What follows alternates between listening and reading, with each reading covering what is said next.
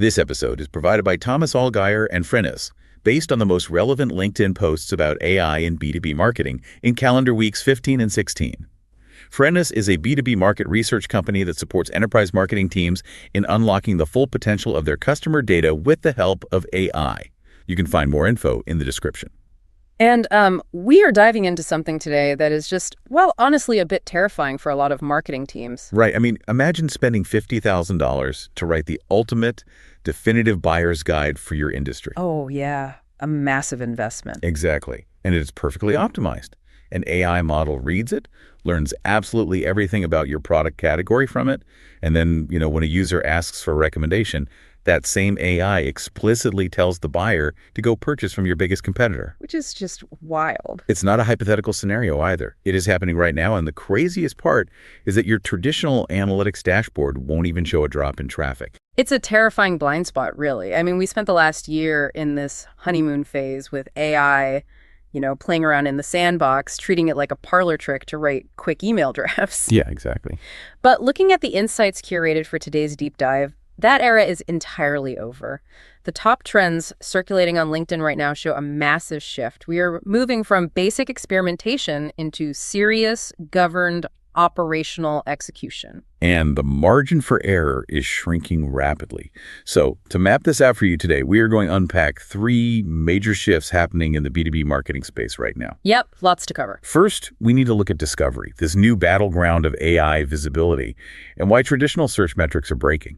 Then, if we assume you actually get found, we'll explore agentic go-to-market workflows. Right, which is basically what happens when AI starts executing your outreach autonomously. Exactly. And finally, we'll look at the fallout of all this automation, which is driving a massive return to human-led brand and content strategy. Let's start right at the top of the funnel with discovery. Because, if the AI models don't know who you are, or worse, if they don't trust you, none of the downstream marketing even matters. Totally. Alex Groberman highlighted a massive shift recently when Google's John Mueller essentially confirmed that AI search visibility needs to be treated with the same severity as traditional SEO. Let's pause on that, because for a decade, SEO has been a very straightforward transaction. You target a keyword, you rank, you get a click, and you measure the website traffic. Right. It was super linear. But Nancy Pizarkar and Laura Cashin both pointed out that in the world of generative engine optimization, or GEO, that transaction is completely broken. Success isn't a click anymore. It's measured by retrieval rates. Yeah, that's a huge distinction. I want to dig into the mechanics of that. Yeah. What exactly does a retrieval rate mean for a marketing team looking at their reporting? Well, a retrieval rate measures whether an AI system actually pulls your brand's entity into its generated answer at all. In the past, Google gave the user 10 blue links and the user chose. But now the AI model synthesizes an answer directly. So if a buyer prompts an AI with, what are the best enterprise CRM tools, and the AI writes a comprehensive paragraph that doesn't mention you, your retrieval rate for that query is 0. Exactly 0. You don't get a chance for a click because you weren't even included in the synthesized reality that AI just presented to the buyer. Okay, let's unpack this. If traditional SEO was like trying to build the brightest, tallest billboard on the highway, is AI visibility more like trying to get invited to the right exclusive dinner parties? How do you actually get the AI to talk about you behind closed doors? That is a phenomenal way to put it. And Saman Yosef broke down exactly how you build this structural trust to get that invite. Okay, how so? He pointed out that AI models don't read web pages the way humans do. They look for structured data, specifically schema markup and knowledge graphs. Wait, can you clarify how that actually changes the model's behavior? Because schema markup sounds like a back-end web development task, not a strategic marketing initiative. It definitely sounds technical, but it is deeply strategic. If you just have plain text on a page, the large language model has to probabilistically guess what your content is about. It has to infer context. Right. But schema markup gives the AI hard, structured labels. It explicitly says this string of text is a product, this number is a price, this bullet point is a feature. So it removes the AI's need to guess. Exactly. And when you remove the guesswork, you increase the mathematical confidence the model has in your data. You transition from being a random string of text on the internet to becoming a verified entity that the AI structurally understands and trusts. So you're effectively pre-digesting the information for the LLM, so it doesn't have to spend computational power figuring you out. That's a great summary. And Maja Voja recently shared a highly practical 6-step AEO playbook that builds on this. She noted that semantic headings and direct answers are critical. Yeah, that makes sense. But the most fascinating data point she shared was about content freshness. According to her research, 83% of AI citations come from pages updated within the last 12 months. Wait, 83%. So if my company's definitive buyer's guide or, competitive comparison page was published 18 months ago and hasn't been touched, the AI essentially treats it as obsolete. Yes, exactly. Because these models are constantly being updated via retrieval augmented generation, or RRGROOC, to pull in the most current context. Wow. If your competitor updated their page last week, the AI considers their data more reflective of the current reality. And, it's not just your own web properties that the AI is pulling from. Right. Antoine Navette shared some remarkable data showing a massive surge in LLMs citing social platforms. Right. Between March and April, citations of Reddit jumped from under 300 to over 1,100. That is a huge jump. Yeah, and LinkedIn citations surged significantly as well. Which honestly makes a lot of sense when you think about buyer behavior. Buyers go to Reddit and LinkedIn because they want unvarnished, human-vetted, natural language, peer reviews. Exactly. They don't want corporate marketing gloss. The AI is simply mirroring that demand for authentic consensus. Which brings us to the dark side of this new search landscape and the scenario you brought up at the very beginning of the deep dive. Johnny Nastor has been tracking a phenomenon he calls ghost rankings. Oh, right. And it is a massive threat to content marketing ROI. Yeah, the $50,000 buyer's guide that sells the competitor's product. Right. Why does that actually happen? How can an AI read my content, cite it as a source, but then recommend someone else? Well, Nasser used a brilliant example tracking 25 direct-to-consumer brands. He found that a tool like Perplexity will cite a brand like Traeger, specifically their beginner's guide to grilling, to formulate its answer on how to grill. Okay, that makes sense for the informational part. Right, but when it comes to the transactional recommendation of what to buy, it recommends Weber. This happens because the LLM categorizes your content as an informational entity, but categorizes your competitor as a superior transactional entity. That feels incredibly parasitic. If an AI engine is just going to scrape my top-of-funnel educational content, use it to train its own answers, and then route the actual purchase intent to my competitor, shouldn't B2B marketers just block AI crawlers entirely? I mean, I get that reaction. Why even play a game where the house steals your chips? It's a valid point, but blocking the crawlers is essentially career suicide in this new environment. If you block the bots, you aren't even the informational source anymore. You've vanished completely. So what's the play then? The strategic play isn't to hide your data, it's to ensure your offsite reputation. Those Reddit and LinkedIn mentions Antoine Navette talked about aligns with your on-site schema, so the AI trusts you for both the information and the transaction. Okay, so let's say we get our schema fixed, we update our content every 6 months, and the AI models finally start serving us up in their synthesized answers. The discovery problem is solved. Right. What happens next? How do we capture that demand without just throwing massive headcount at it? Yeah. That leads us into the second major theme we're seeing, agentic go-to-market execution. This is where things move from passive visibility to active outreach. And the speed of innovation here is just staggering. Hans Decker recently broke down Instantly.ai's new sales agent. Ooh, the workflow for that is wild. It really is. You drop in a target website URL, and within 30 seconds, this autonomous agent reads the site, identifies your ideal customer profile, enriches the lead data, writes personalized messaging, handles the follow-up cadence, and attempts to book the meeting. A 30-second turnaround for an end-to-end sales motion. Yeah. Here's where it gets really interesting. If everyone can buy these tools for $20 a month, are we just buying over-glorified send buttons? Yeah. If we all have the same AI, where's the actual competitive advantage? That is exactly the hidden danger. And Keith Salins shared a cautionary tale that proves your point perfectly. He deployed an AI SDR that sent out 4,200 supposedly highly personalized emails over a 6-day period. Wow, that's a lot of volume. On the surface, the metrics looked amazing. Let me guess. The deliverability crashed. Spectacularly. It was a complete failure. And the reason why it failed is crucial to understand. The underlying data the AI was feeding on was fundamentally flawed. How so? Well, the agent was instructed to pull personalization from the prospect's LinkedIn activity, but the AI didn't distinguish between a prospect's original post and a simple repost. Oh, wow. So you have prospects getting emails saying, hey, Loved your deep insights on the future of supply chain. And the prospect is sitting there thinking, I didn't write that. I just clicked repost on a company update 3 weeks ago. Precisely. It instantly destroys trust. And because the AI was using the same underlying sentence structures and syntactical cadences across thousands of emails, Gmail's algorithms caught on almost immediately. Of course they did. Yeah. By day 3, the campaign was severely throttled. By day 4, it was banished to the promotional and spam folders. This highlights a really critical flaw in how teams are viewing AI. If everyone has access to the exact same large language models, the AI itself is essentially a commodity. So where is the actual competitive advantage?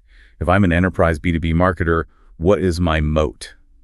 What's fascinating here is that the advantage isn't the AI tool, but the data architecture underneath it. Carolyn Healy and Oren Greenberg both hammered this point home. Agents do not just read data. They take autonomous action across your systems. Right. If you have a fragmented CRM, outdated lead scoring, or broken UTM parameters, deploying an autonomous agent doesn't fix your process. It probably just makes it worse, right?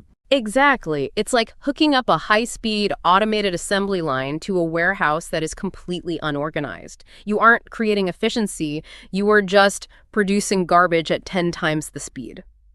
Greenberg noted that 94% of go-to-market teams claim to be using AI, but a massive portion of them are seeing zero commercial return because their underlying data is a mess. That makes Gabe Rogel's observation incredibly timely. He pointed out that platforms like demand-based AI are pivoting away from just building more generative text tools. Right. They're focusing almost entirely on unifying go-to-market data. Exactly. They're trying to build an intelligence layer so that before the agent takes an action, it actually has accurate historical context. And once you have that context, you change how you interact with the model. Ryan Staley made a brilliant point about how top-tier teams are operating. They are no longer typing prompts. Wait, what do you mean they aren't typing prompts? That's, how you use the tools. Not if you want operational leverage. Staley argues that if you are typing the same instructions into an interface more than 3 times, your process is broken.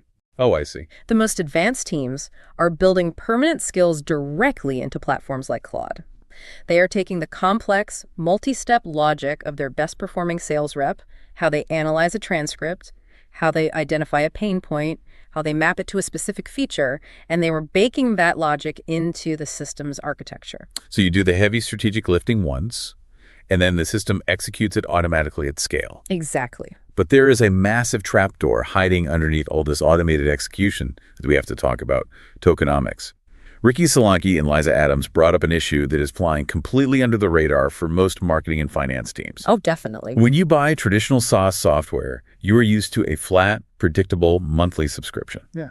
But agentic AI workflows introduce highly variable consumption-based costs. Because every single time the AI has to think or reason through a problem or run a background step to navigate a file system, it consumes tokens. Exactly. It's not like buying an unlimited Metro pass for the month. It is much more like paying for a taxi. But the meter runs faster every single time the driver has to stop, pull over, and look at a map to figure out the next turn. That's a great analogy. Solanke shared a mind-blowing example about Uber. They gave 5,000 of their engineers access to AI coding tools in December. By April, just 4 months later, their entire annual budget for those tools was completely incinerated. Wow. Not because the tools failed, but because they worked so well that the usage skyrocketed. And Liza Adams added some crucial context to that. Depending on the specific model you use, whether it's GPT-4, Claude 3 Opus, or an open source model, the token cost for the exact same task can swing by a factor of 10 to 30 times. 10 to 30 times, that is massive. Yeah. If you have an autonomous agent iterating on lead enrichment in the background while you're asleep and it gets caught in a logic loop, it can absolutely blow your quarterly budget out of the water. You have to track unit economics at a microscopic level now. Which brings us to a fascinating crossroads and our third and final theme. We've established that autonomous agents can burn through your budget in a weekend, and they can completely ruin your sender reputation if your data is bad. Right. All of this high-volume AI output is completely useless if the core message is hollow. And we are seeing a massive, human-led rebellion against this blind automation. It's a necessary correction, honestly. Sal Conca really nailed this when observing the current state of AI-generated advertising. Yeah, what'd he say? He pointed out that these AI ads often look incredible. The imagery is polished, the copy is grammatically flawless, but they are failing to convert at a fundamental level because they lack real customer insight. The hooks might technically follow a copywriting formula, but they don't actually say anything meaningful. Exactly. They lack the strategic depth that makes a buyer stop scrolling. I have a case study that perfectly illustrates the antidote to that generic polished garbage. Jonathan M.K. shared a massive success story from a company called ThriveStack. Like everyone else, they tried the fully automated AI SDR outbound approach. And predictably, their open rates tanked, right? Yep, their deliverability suffered, and it was a total waste of money. But instead of trying to optimize the prompts to make the spam slightly better, they killed the program entirely. That takes guts. I mean, walking away from the promise of infinite scale is hard.